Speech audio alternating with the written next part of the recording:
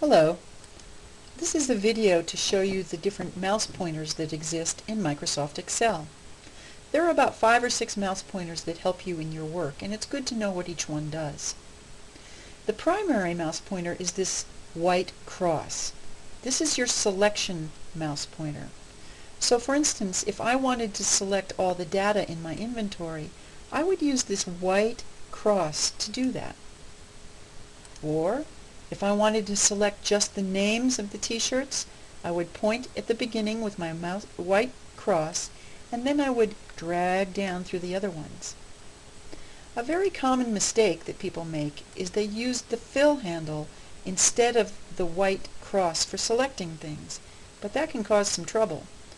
If I point at this fill handle, I'll get a black crosshair, and if I try to use that for selecting, look what happens.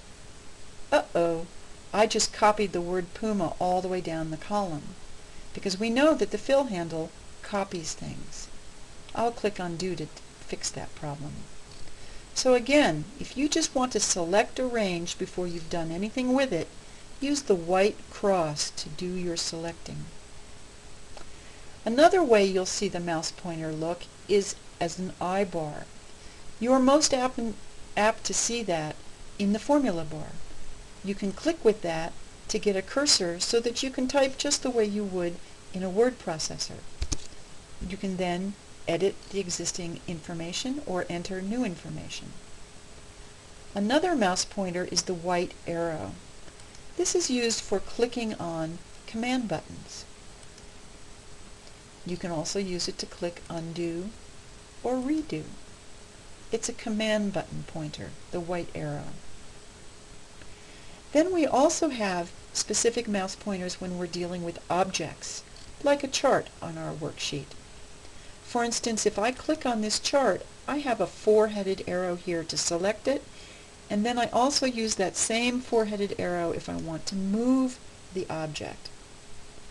If I'd like to resize the object, I look for a double-headed arrow, and that's used for resizing.